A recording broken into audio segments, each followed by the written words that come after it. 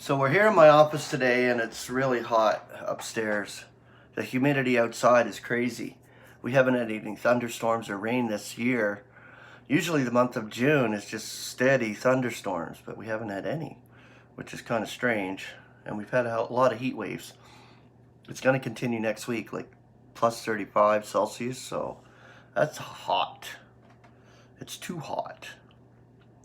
My wife actually goes away to Ontario next week, so just me and my son at home, which is great because he's done his work, his job this week.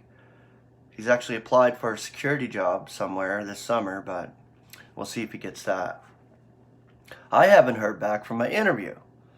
I haven't even got an email stating whether they moved on in their hiring process or anything, because I usually get an email, like something like that to let me know if I got the job or I didn't get the job. But I didn't even receive that, and I had the interview last Friday, so it's been almost a week. I guess I could just have more patience and wait. That's about it. Probably will send a follow-up email just to see if they are moving on or are they going to make their decision.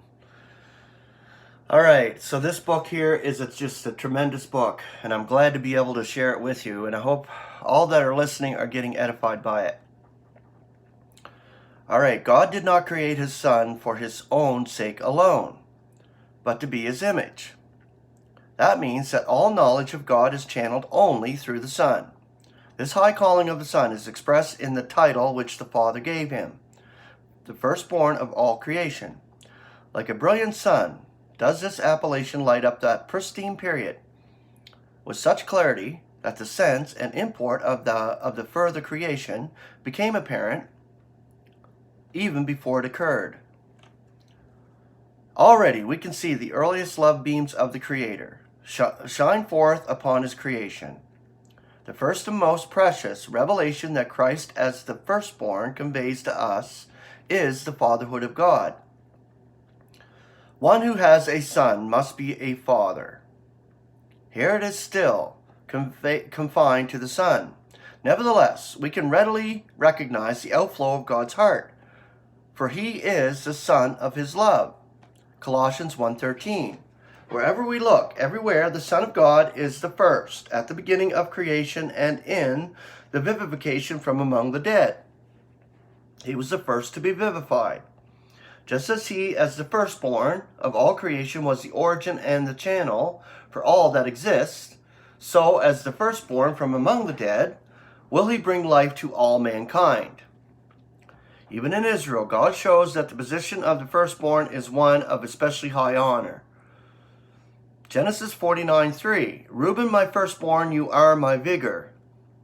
Exodus 13:2, hallow to me every firstborn. Exodus 22:29, the firstborn of your sons are you to give to me.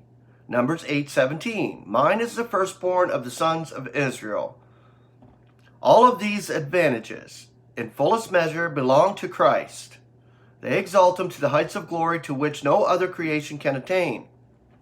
Furthermore, the title firstborn contains weighty truths concerning the origin of the universe. It implies others who will follow.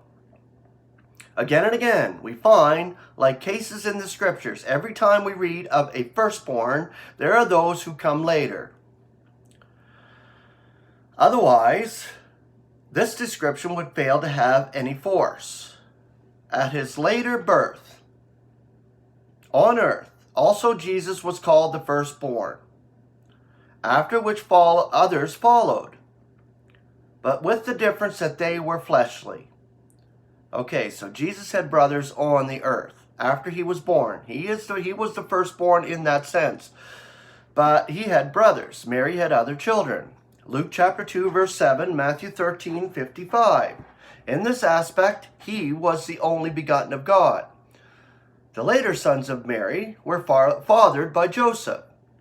In the record of Christ's earthly birth, there is no small before or small f before firstborn. For good reasons, this birth of his was literal. Through his unique, pristine creation, Christ became the original in whom all the rest was created. Colossians 1:16, and through whom it has come into being. 1 Corinthians chapter 8, verse 6. This all-important precursor of salvation is stated in God's revelation in the concise expression, God's creative original. Revelation 3:14. So he became the origin, leader, the inaugurator, Acts 5:31, of life, Acts 3:15, of salvation, Hebrews 2:10, and of faith, Hebrews 12:2, and also the beginning of the ecclesia, which is his body, Colossians 1:18. In the title, firstborn, is included the loving determination of the Father to exalt him. According to the repeated testimony of Colossians, he ranks ahead of all of us. Of all, as the firstborn of creation in Colossians 1:15. Colossians 1:17, he is before all. Colossians 1:18, who was the beginning. Colossians 1:18, firstborn from among the dead. Colossians 1:18, that in all he may be becoming first. The knowledge of God's loving intention is invaluable and blessed. We justly rejoice in the high position accorded us in grace, and in the precious promises of the future bliss. But we rejoice especially in the high honors which God bestows upon his Son, in that he makes him first of all. May we be given grace to make this a reality in our short careers, and fulfill the goal of the Father by giving him the highest place in our own esteem. Notwithstanding the fact that the title firstborn assures him of the first place, nevertheless, at the same time, it brings him into closest union with others.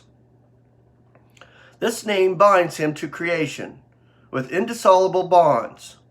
But this is more like a humiliation than an elevation, for this hides most of his high honors. Yet for us, union with him means our exaltation, and is the badge of our nobility. First, God reveals him in his relation to creation. Only after this are we shown, in his word, how he exalts him higher and higher, to nearness and likeness to himself, in a position far above that accorded to any other. In this dual position, union with creation and God-likeness, we see his future mission as mediator emerge. The blessed sight of these increasing exaltations is shown in the first chapter of Colossians by means of sonship titles, which are grouped about the first. These also transfer us back to the beginning and give us glances of the primordial creation.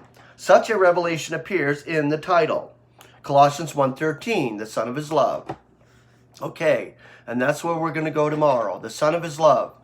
The Father's affections given to the Son first, and through the Son given to the rest of creation.